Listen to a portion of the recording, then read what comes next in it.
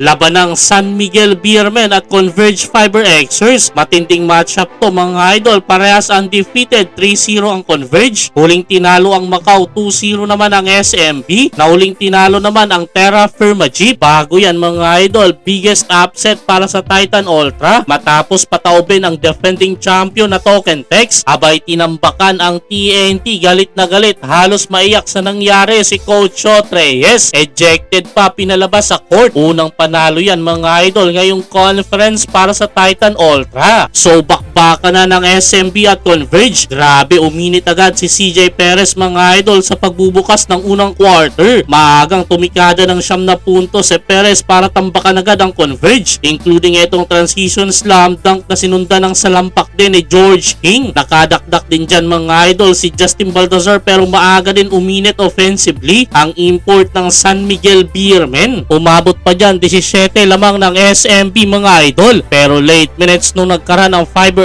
Xers, tinapos nila itong unang quarter with back-to-back 3-pointer mula kina Alec Stockton at Calvin Abueva para ibabapito kanilang inahabol 30-23. Entering second quarter, nakikipagsagutan na ng opensa ang Converge sa San Miguel Beermen. Nagparamdam na si Abay Junmar Fajardo sa ilalim mga idol, na sinasagot naman ni Mikey Williams. Gumawa pa ng highlight si Mikey behind the back pass papunta kay Justin Arana. Nagkakainitan na ang both teams. Kinumpronta ni George King si Alec Stockton, nagkasagutan after ng hard foul nito kay Paulo Hernandez. Umangat na dyan muli, 12 lamang ng SMB, 46-34 under 7 minutes. Pero may naging counter ang Converge. Gandang ball movement para sa 2 points ni Abueva sa ilalim. Tulong-tulong ang Converge Fiber. Another highlights mula kay Mikey. Ang time move, unstoppable na din sa painted area si Arana na meron ng 15 points. Tumulong na din dyan kanilang import na si Jalen Hodgson, tumikada ng 3 para ibigay na ang 4 na puntos na kalamangan ng Converge, 57-53. Pero Marshall Lassiter to the rescue sa SMB. Tatlong sunod-sunod na 3 ang pinakawalan mga